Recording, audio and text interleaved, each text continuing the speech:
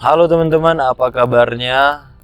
Ketemu lagi dengan kita, channel Lintas Kota Dingin. Di hari yang cerah ini, kita bakal ngebahas 10 jenis tanaman pembersih udara, bisa dibilang seperti itu, yang teman-teman cocok letakkan di areal indoor ataupun outdoor. Versi ini mungkin agak berbeda dengan yang lain, karena landasan dasar saya buat 10 jenis ini karena kebetulan saya juga buat garden. Banyak konsumen yang meminta tanaman ini karena dengan sebab dasar ini adalah tanaman pembersih udara gitu. Jadi kalau teman-teman komen kenapa tanaman ini kok dijadikan padahal tanaman ini bukan pembersih udara, itu mungkin bisa dikesampingkan karena ini berdasarkan pengalaman dari konsumen-konsumen saya. Jadinya saya nggak bisa memperpanjang atau memperjelas, tetapi nanti kalau teman-teman tanya, bisa mungkin nanti kita bakalan beri penjelasan. Jadi kalau gitu teman-teman jangan lupa, kalau beli tanaman silahkan di Carolina Berstagi. Boleh hubungin di WA kita ataupun link di Instagram kita gitu. Oke teman-teman, kita mulai dengan 10 jenis tanaman pembersih udara. Kita mulai dengan tanaman yang pertama adalah yang paling umum dan pasti teman-teman setuju, adalah tanaman Sansevieria teman-teman. Teman-teman bisa lihat ini dengan ini jenisnya beda. Ini yang umum paling banyak ditemukan dan paling gampang untuk berkembang. Yang pertama adalah tanaman Sansevieria. Yang kedua adalah tanaman pakis teman-teman. Nah, ini dia contohnya. Ini dia. Teman-teman bisa lihat ini adalah tanaman pakis. Kenapa saya bilang cocok untuk pembersih udara? Karena tanaman pakis ini kalau dia berimpun ataupun banyak ditanam, dia memiliki efek segar yang bisa diberikan ke lingkungan dan bisa memberikan efek teduh pada areal yang dia lindungi gitu. Itu makanya saya bilang ini adalah salah satu tanam yang saya rekomendasikan untuk teman-teman bisa jadikan pembersih udara. Kalau untuk pakis sendiri, saya sarankan teman-teman silahkan digantung untuk penempatannya, ataupun teman-teman silahkan letakkan di area-area yang teduh seperti pohon ataupun di rak-rak yang sudah rimbun gitu. Ini adalah tanaman pakis. Yang ketiga adalah jenis tanaman rumput. Bukan dibilang rumput juga sih, karena dia tanaman hias, itu adalah tanaman carex teman-teman. Ini dia adalah tanamannya, carex. Paling cocok diletakkan di areal sudut-sudut pada bagian rumah ataupun kantor teman-teman. Contohnya seperti di belakang pintu ataupun di belakang rak meja dan yang lain-lainnya. Paling cocok memang diletakkan di bagian pojok-pojok, karena ini nantinya tanaman ini dia bakalan memanjang ke bawah yang mungkin bisa nantinya menutupi bagian pot teman-teman gitu. Dan ini perawatannya sangat gampang, makanya saya bilang tadi letakkan di bagian dalam rumah aja. Yang menyebabkan karena dia nggak terlalu banyak perlu air teman-teman. Cukup teman-teman lakukan penyiraman seminggu sekali, tanaman ini bisa tumbuh. Dan dia ini bentuknya kalau teman-teman perhatikan mirip dengan rumput ilalang gitu. Yang membedakan mungkin rumput ilalang berwarna hijau, dia ini ada variegatanya warna putih dan warna hijau. Oke, itu adalah tanaman carex. Carex itu adalah nama yang umum disebut di daerah saya. Nah, jadi kalau teman-teman punya nama yang lain, silahkan teman-teman komen untuk tanaman yang satu ini. Tanaman yang keempat adalah salah satu jenis yang berdaun lebar juga dan berumur panjang, yaitu tanaman red Congo teman-teman. Ini dia. Teman-teman pasti sering lihat tanaman ini di bagian depan-depan rumah ataupun di bagian halaman rumah. Nah, sebabnya itu banyak alasan, karena memang tanaman red Congo ini dia memberikan peneduhan yang cukup ke lingkungannya. Dan rata-rata teman-teman bisa lihat ini red Congo ini dia ini daunnya ini gampang ditempel debu gitu. Nah, teman-teman bisa lihat dia daunnya ini ditempel debu, yang mungkin itu adalah penyebabnya saya bilang dia bisa membersihkan udara dari debu-debu gitu. Ini adalah tanaman red Congo. Mungkin red Sarga agak sedikit mahal, tetapi teman-teman bisa dapatkan red Congo seukuran ini ataupun besarnya indukannya sebesar ini. Nah, ini teman-teman bakalan nggak ragu karena tanaman ini juga sangat-sangat cantik gitu. Ini adalah tanaman Red Congo. Dan Red Congo ini dia ada juga temennya yang lain. Kalau teman-teman tahu, dia itu ada namanya Red Congo, ada juga Orange Congo, ada juga Green Congo. Nah, jadinya 3 ini umumnya bisa teman-teman dapat. Bentuknya sama, yang membedakan adalah warnanya aja gitu. Jadinya kalau teman-teman punya ketiga koleksi ini, saya bilang teman-teman cukup bagus dan cukup tenang nanti dalam keadaan rumah, ataupun karena memiliki ketiga jenis tanaman itu. Kita lanjut ke tanaman berikutnya adalah yang kelima adalah tanaman jenis lumut, teman-teman. Contohnya seperti ini. Nah, ini adalah yang salah satu yang saya rekomendasikan, karena kalau teman-teman pegang ini bagian ininya, dia itu mengeluarkan bulir-bulir air, teman-teman, yang nantinya memberikan efek kesegaran pada tanaman teman-teman ataupun pada lingkungan teman-teman. Dan saya memberi anggapan kalau dia mengeluarkan air seperti ini, otomatis pada saat debu-debu ataupun yang ada kotor-kotoran yang ada di lingkungan teman-teman, dia bisa menempel pada bagian lumut-lumut ini, dan debu-debu tadi bisa menjadi makanan untuk tanaman lumut ini. Jadi yang saya sarankan adalah selanjutnya tanaman lumut. Untuk tanaman lumut sendiri memang banyak jenisnya, tetapi yang salah satu ini, lumut Papua ini, dia lebih banyak ataupun lebih gampang untuk dikembangkan dan dibesarkan gitu. Jadi ini adalah salah satu tanaman yang saya rekomendasikan. Selanjutnya adalah tanaman daun mint, teman-teman. Nah, ini dia. Selain untuk pembersih udara, tanaman ini juga bisa dijadikan tambahan untuk kuliner, teman-teman, terkhusus pada minuman gitu.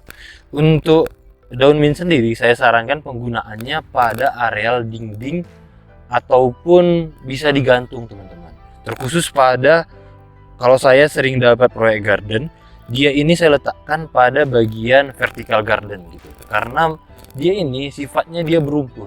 Dan kalau teman-teman letakkan di areal dinding seperti di dinding bata ataupun di dinding semen, tanaman ini bakalan menyebar ataupun memenuhi bagian dinding yang teman-teman letakkan gitu. Jadinya bakalan ada motif tanaman pada bagian dinding teman-teman, karena sifatnya mint ini dia menjalar gitu. Dan dia tidak harus terkena tanah untuk bisa menyebar ataupun memanjang gitu.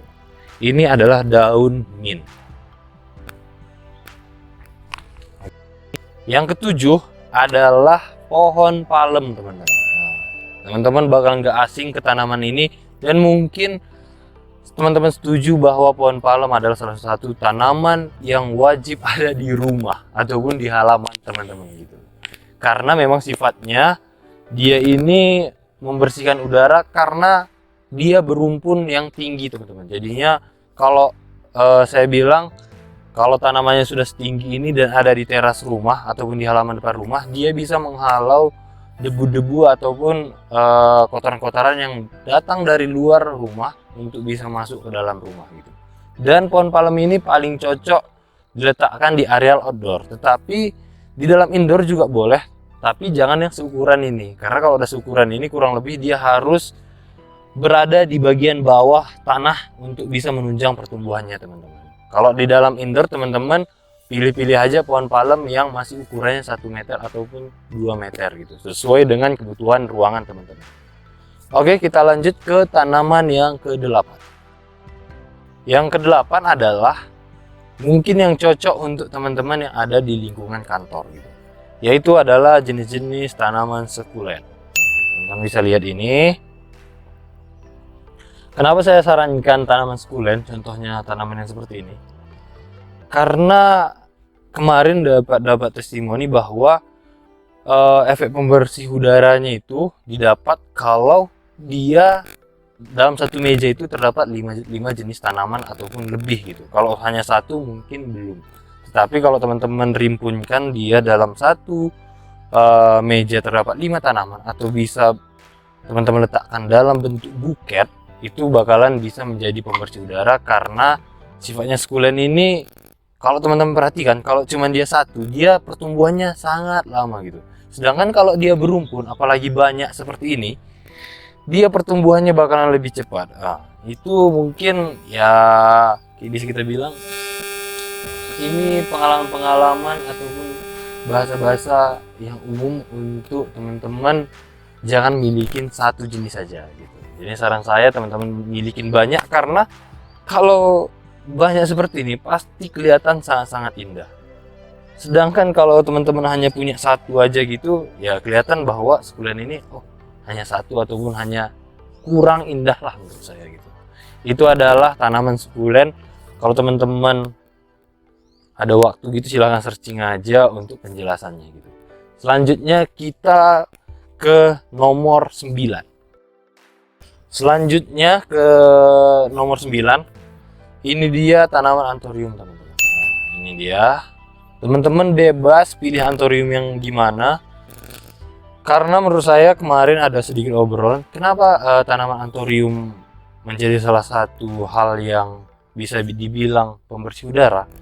Karena diameter daunnya yang lebar seperti ini, dia bisa menghalang debu untuk bisa terbang bebas. Dan di bagian ini teman-teman, di bagian rumput-rumputnya seperti ini, dia ini akar-akar yang keluar ini dia menyerap udara-udara yang kotor dari lingkungan.